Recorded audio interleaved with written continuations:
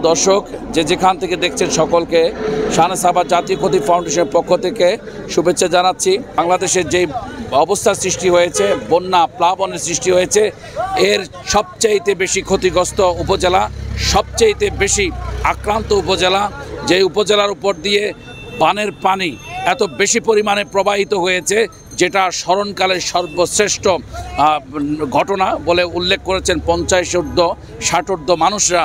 তারা আমাদেরকে জানিয়েছেন তাদের জীবনে কখনো তারা এই ধরনের পরিবেশ তারা দেখেননি। এর মধ্যে সবচাইতে বেশি যেই উপজেলাগুলো ক্ষতিগ্রস্ত হয়েছে তা হলো ফেনী জেলার পরশুরাম, ফুলগাজী এবং ছাগলনাইয়া। এই তিনটি উপজেলা সবচেয়ে বেশি ক্ষতিগ্রস্ত।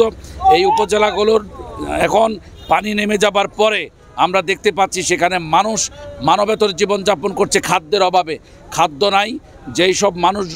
যেসব স্বেচ্ছাসেবী সংগঠনগুলো এসেছে ঢাকা, চট্টগ্রাম বিভিন্ন এলাকা থেকে, তারা অনেকেই কিন্তু রাস্তার আশপাশে তারা কি করেছে, রাস্তার আশপাশে তারা ত্রাণ বিতরণ করে তারা চলে গেছে।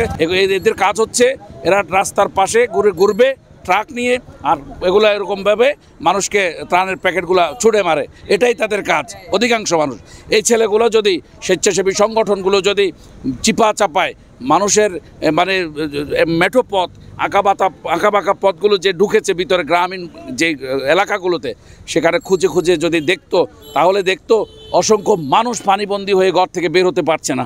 এই মানুষগুলোকে কেউ খাবার দেয় না। বিশেষ করে পরশুরাম, ফুলগাজীর বিভিন্ন অজপাড়া গায়ে সেখানে খাবার যাচ্ছে না।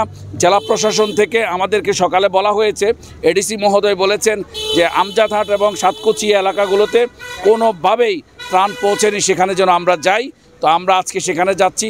শাহনেস সাহাবার আজকে এই ত্রাণ টিমে রয়েছেন কেন্দ্রীয় ভাইস চেয়ারম্যান মাওলানা নিয়ামতুল্লাহ খান, মাওলানা হারুন কুতুবী যুগ্ম মহাসচিব শাহনেস সাহাবা, মাওলানা মুফতি আলাউদ্দিন মাহাদি আছেন সহকারী মহাসচিব, কেন্দ্রীয় সাংগঠনিক সম্পাদক মুফতি আতিকুল্লাহ বিন রফিক আছেন, তারপরে এখানে কেন্দ্রীয় নেতৃবৃন্দ আছেন অনেকে।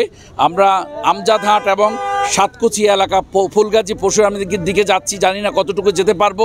সেখানে ত্রাণ পৌঁছেনি, মানুষ হাহাকার করছে, মানুষ মারা যাচ্ছে।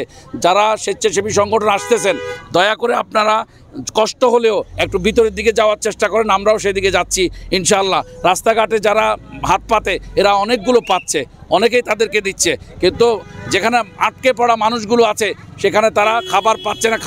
খাবারের অভাবে মানুষ মারা যাওয়ার উপক্রম হয়েছে। বানের পানিতে মানুষ মারা তেমন একটা যায়নি, কিন্তু খাদ্যের অভাবে মানুষ মারা যাওয়ার ঘটনা ঘটছে বলে আমরা জানতে পারছি। আমরা চাই সকলের সহযোগিতা। আসুন আমরা একটু কষ্ট হলেও ভিতরের দিকে গিয়ে ত্রাণ বিতরণ করবো আজকে।